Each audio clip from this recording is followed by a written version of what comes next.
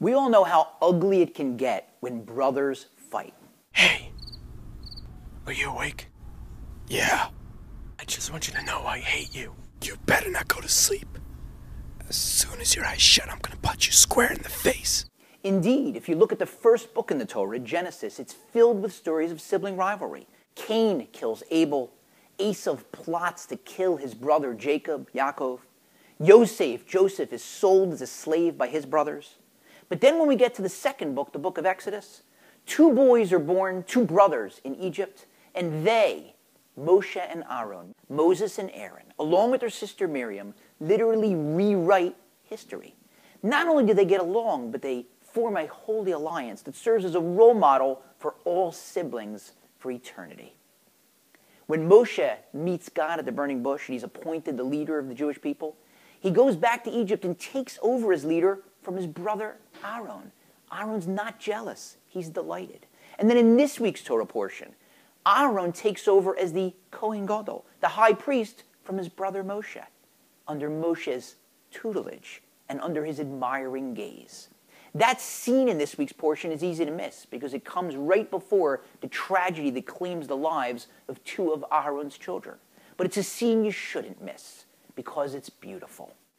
Moshe has been serving as the high priest for the first 7 days of the inauguration of the Mishkan, the tabernacle. Now it's the 8th day. Instead, Aaron takes on the role. He wears the garments of the high priest, performs the service along with his sons, and then Moshe enters the Mishkan with him.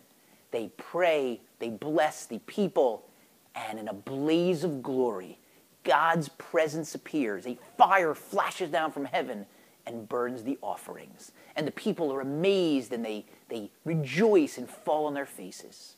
The sages tell us that there was a lot more going on during that scene than meets the eye. Aaron was upset. He said, I've performed the service, but God's presence still hasn't appeared. It must be that he's still upset at me after the golden calf. Moshe, my brother, what have you done? You told me to do the service, but God hasn't appeared. And that's when Moshe went and entered with him. And then God appeared.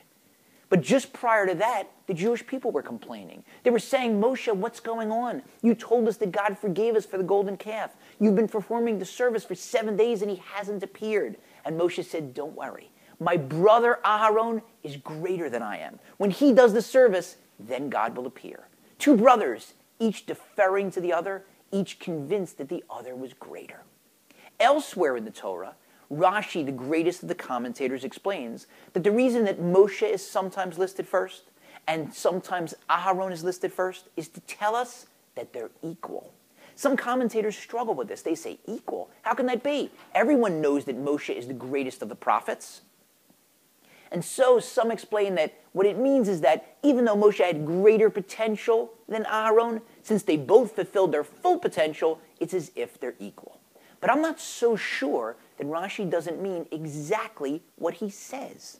Think about it. We say, Moshe emes v'soraso emes. Moshe is true and his Torah is true. So if Moshe told the Jewish people, my brother's greater than I am, he meant it.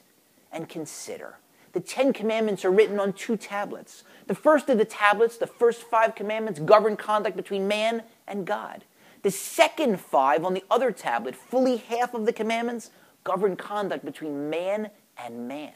Certainly, Moshe reached the highest level that anyone has ever reached in terms of his relationship between man and God. But simultaneously, his brother Aaron reached the highest level anyone has ever reached in terms of his relationship between man and man. When Aaron would go chase 2 people who were fighting and tell each one of them, you know, he really wants to apologize to you. He wasn't lying. He was able to peer deep into the recesses of each person's soul and see that deep down, they really did want to apologize. So consider, the next time you're working on your relationship with God, which you should do all the time, don't ever forget that your relationship with your fellow man is just as important.